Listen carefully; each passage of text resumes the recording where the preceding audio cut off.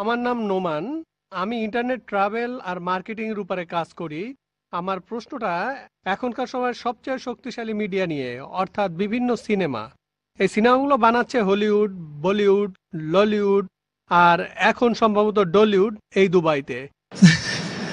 আর এই সিনেমার মাধ্যমে তাদের কথাগুলো পুরো পৃথিবীতে ছড়িয়ে পড়ছে। প্যাশন অব দ্য ক্রাইস্ট এরকম একটা সিনেমা যেখানে যীশু খ্রিস্টের কথা বলা হয়েছে। সিনেমার ডায়লগগুলো তো হিব্রুতে। এখন আমার প্রশ্নটা হলো, খ্রিস্টান ধর্ম যা প্রচার করে আর তার সাথে এর কতখানি মিল আছে, আর কোরআনের সাথে এর কতখানি মিল আছে? অবশ্য কখনোই পুরোপুরি মিলবে না, তবে লোকজন পৃথিবী জুড়ে এই সিনেমাটা দেখছে আর এটা তাদের মনে গেঁথে গেছে।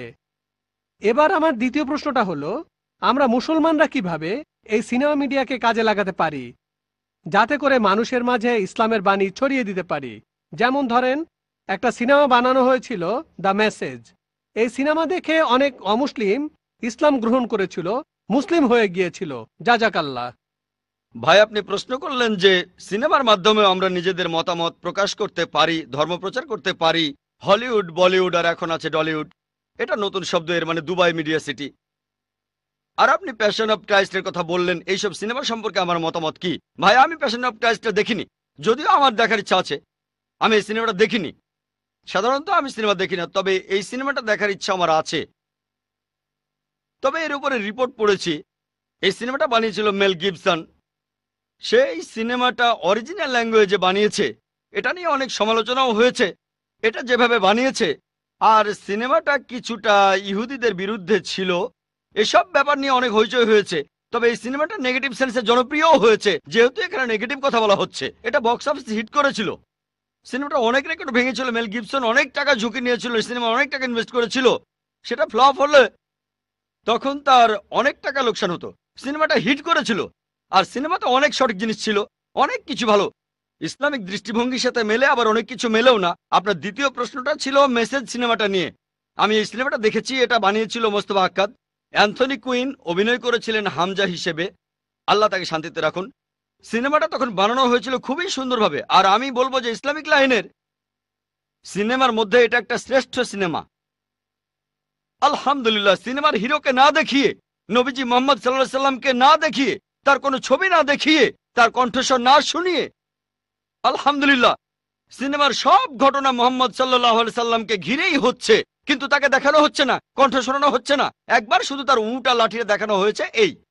কিন্তু সেখানে ক্যামেরা যে অ্যাঙ্গেলে ধরা হয়েছে, যে যখন নবীজি ঘুরে অন্য কোনো দিকে তাকাচ্ছেন তখন ক্যামেরার অ্যাঙ্গেলটাও সেদিকে যাচ্ছে। ডিরেকশন অসাধারণ। এটা একটা মাস্টারপিস। আর এরকম ভালো সিনেমা আমাদের আরো প্রয়োজন। তবে এই সব সিনেমার বাজেট অনেক, কয়েক মিলিয়ন ডলার লাগে, লক্ষ লক্ষ ডলার।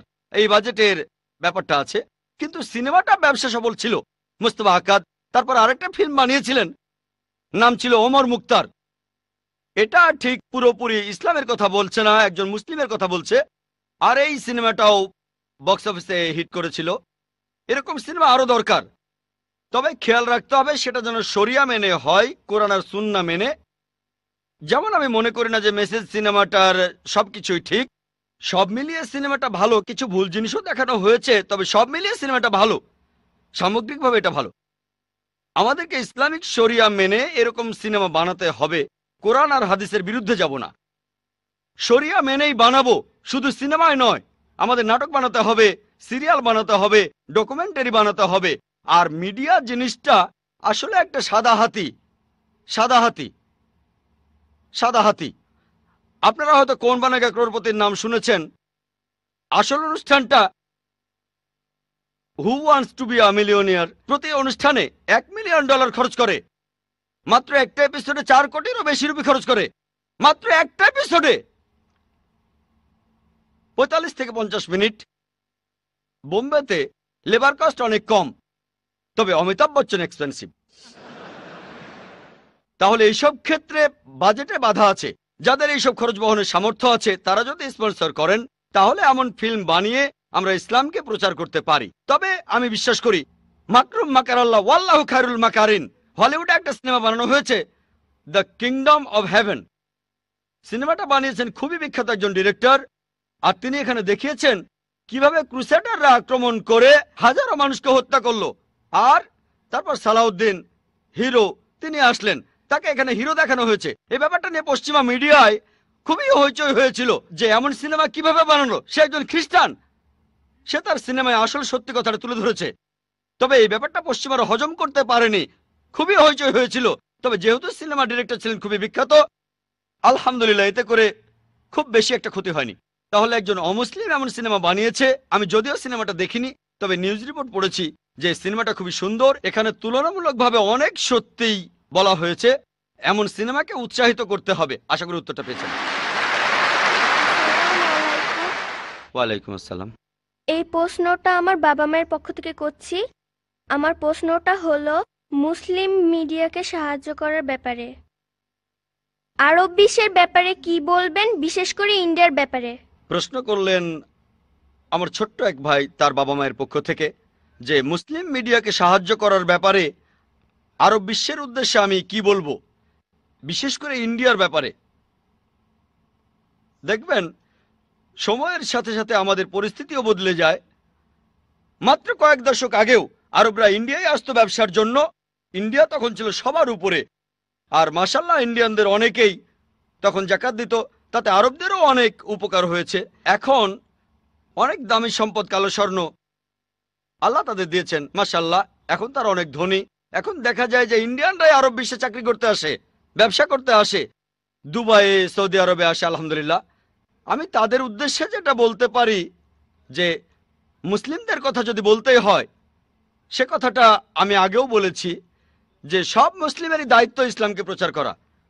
আল্লাহ তাআলা আপনাদের বেশি সম্পদ দিয়েছেন, তাই আপনাদেরকে বেশি প্রশ্ন করবেন। কিয়ামতের দিন আল্লাহ প্রশ্ন করবেন তোমাদের সম্পদ দিয়েছিলাম, তা দিয়ে কি করেছো? তাই আমি বলবো আল্লাহ আপনাদের বেশি সম্পদ দিয়েছেন, আল্লাহর রহমতে আপনারা এখন কালো স্বর্ণের মালিক। তাই ইসলাম ধর্মের প্রচারে এই সম্পদকে ব্যবহার করুন।